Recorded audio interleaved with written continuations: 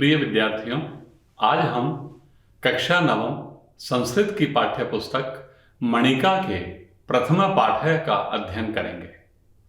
प्रथम पाठ्य अविवेकः परमापदां पदम्। शीर्षक का अर्थ है अविवेकः, विवेक न होना, बुद्धि का न होना या विवेक शून्यता।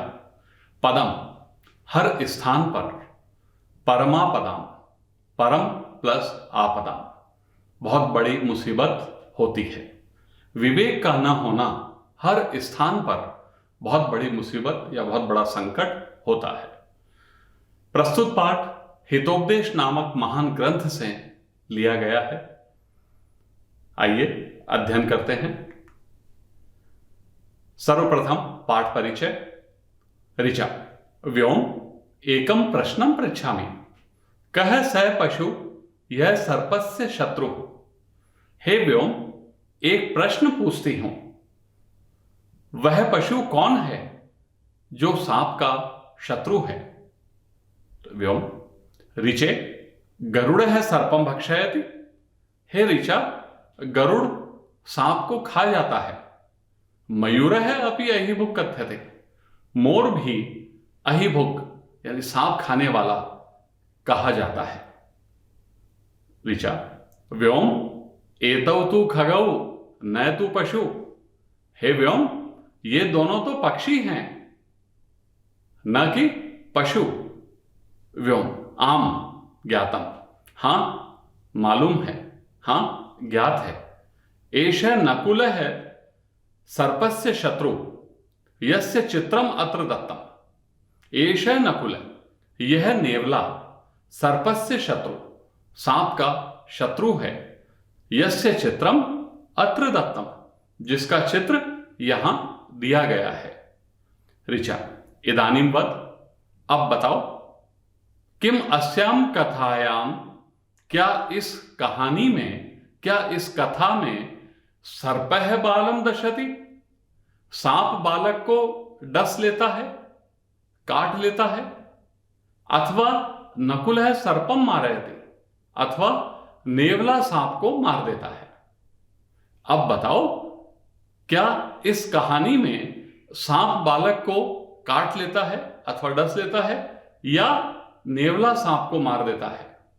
व्योम, एतत्तु कथां पठित्वा एव ज्ञास्यामि, यह तो कथा पढ़कर ही जानेंगे। परंतु प्रथमम एतत् वद, परंतु पहले यह बताओ, कुतः गृहीता एषा कथा। एषा कथा, यह कथा, यह कहानी, कुतः गृहीता, कहां से ली गई है?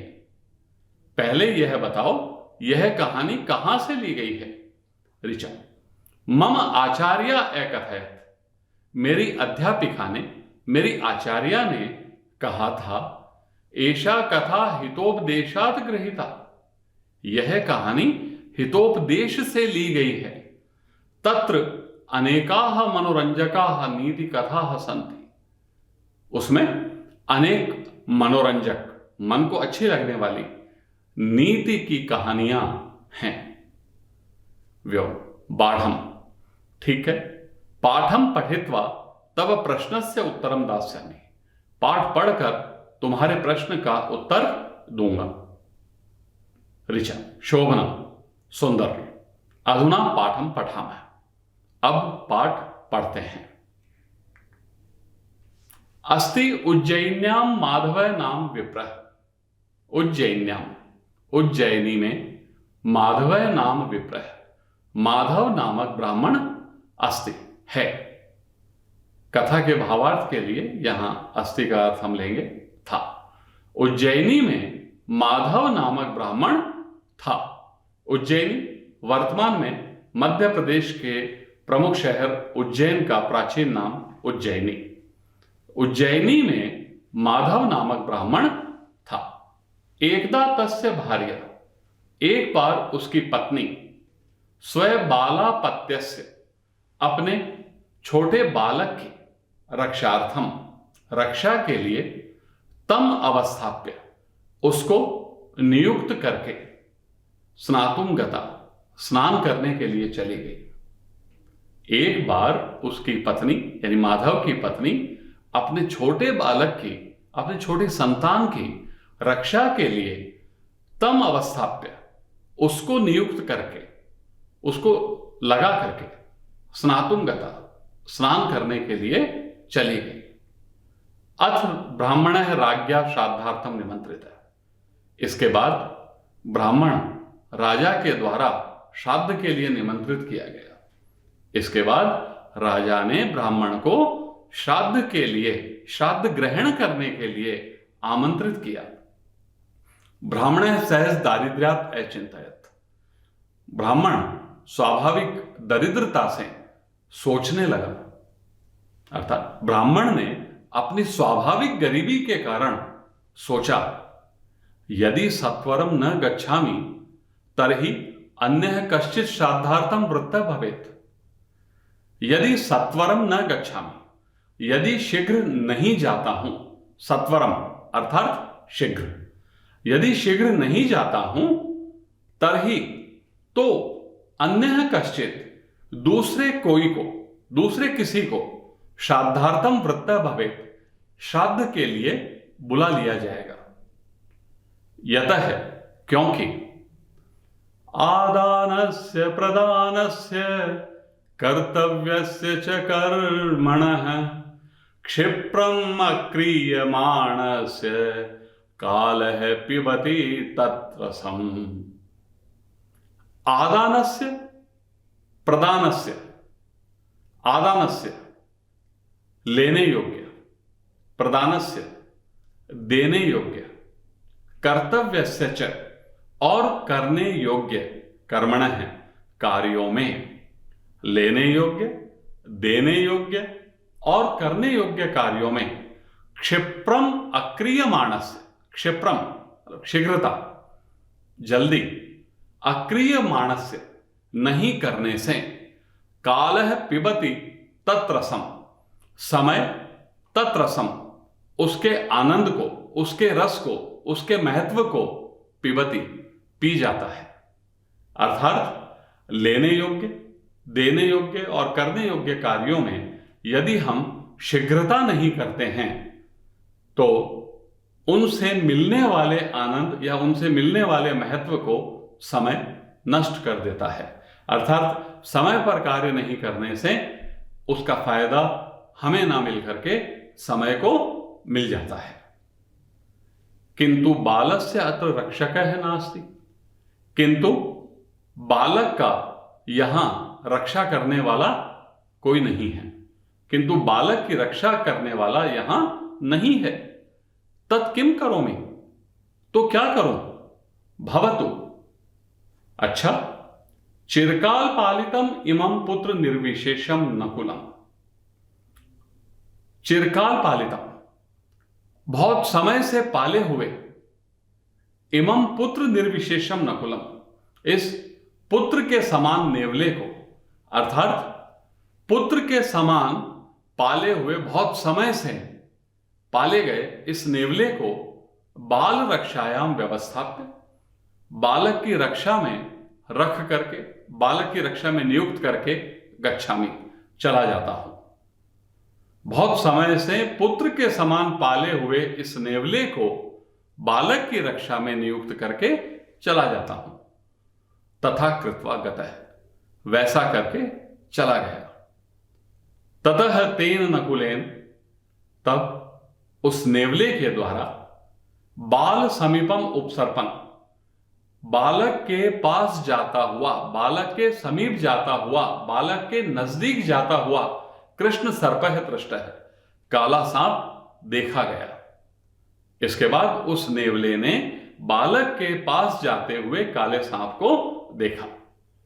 सह तम व्यापाद्य, उसने उसको मारकर, खंडशः कृतवान, टुकड़े टुकड़े कर दिए।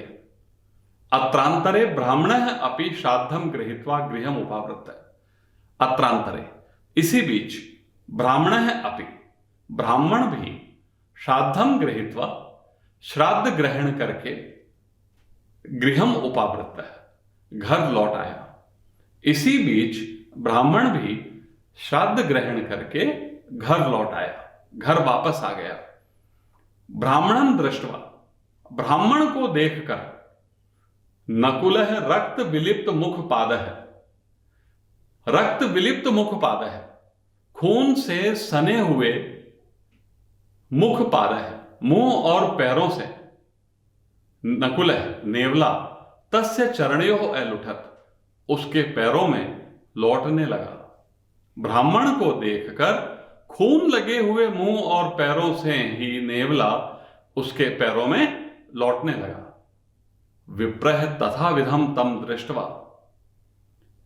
ब्राह्मण ने इस प्रकार से उसको देखकर, बालकः अनेन खादित, बालक इसके द्वारा खा लिया गया है, इति अवधार्य, ऐसा निश्चय करके, ऐसा समझ करके, ऐसा मान करके, कोपात नकुलम व्यापादितवान, क्रोध से, गुस्से से नकुलम व्यापादितवान, नेवले को मार दिया। विप्रः तथाविधम तम दृष्ट्वा, ब्राह्मण ने इस प्रकार के उसको देखकर, अर्थात खून लगे हुए मुंह और पैरों वाले नेवले को देख करके, बालक अनेन खादित है, बालक इसके द्वारा खा लिया गया है, ऐसा समझ करके, ऐसा मान करके, कोपात नकुलम व्यापादितवान, गुस्से से नेवले को मार दिया। अनंतरम यावत उपसृत्य, इसके बाद जब पास जाकर, नजदीक जाकर, अपत्यम पश्यति, संतान को देखता है, बालक को देखता, बच्चे को देखता है, तावत बालक है, तब बालक सुस्त है, सही स्थान पर विद्यमान, सर्पश्च व्यापादित है तिष्ठति, और सांप मरा हुआ पड़ा होता है। इसके बाद जब नजदीक जाकर, पास जाकर बालक को देखता है, तब बालक सही स्थान पर विद्यमान, अर्थात स्वस्थ, एवं सांप मरा हुआ पड़ा होता है। ततः तम उपकारकम नकुलम, तब उस उपकार करने वाले नेवले को मृतम निरीक्ष, मरा हुआ देखकर, आत्मानम मुषितम मन्यमान है, आत्मानम अपने आप को, स्वयं को, खुद को, मुषितम अपराधी, दोषी, मन्यमान है मानते हुए, ब्राह्मण है परम विषादम अगच्छत, ब्राह्मण बहुत दुख को गया, अर्थात ब्राह्मण को बहुत दुख हुआ। उपकार करने वाले नेवले को मरा हुआ देखकर, अपने आप को दोषी मानते हुए, अपने आप को अपराधी मानते हुए, ब्राह्मण बहुत दुख को प्राप्त हुआ। अतः उच्यते, इसलिए कहा गया है, सहसा विदधीत न क्रियाम अविवेकः परमापदां पदम व्रणते ही विमृश्यकारिणं गुणलुब्धा स्वयमेव संपद। सहसा विदधित न क्रियाम, सहसा अचानक, विदधित न क्रियाम, अचानक बिना सोचे समझे, क्रियाम न विदधित, काम नहीं करना चाहिए, बिना सोचे समझे अचानक कोई काम नहीं करना चाहिए। अविवेक है परमापदाम पदम, अविवेक है विवेक न होना, विवेक शून्य होना, बुद्धिहीन होना, हर स्थान पर, पदम यानी हर स्थान पर, परमापदाम बहुत बड़ी मुसीबत होती है। अचानक बिना सोचे समझे कोई काम नहीं करना चाहिए।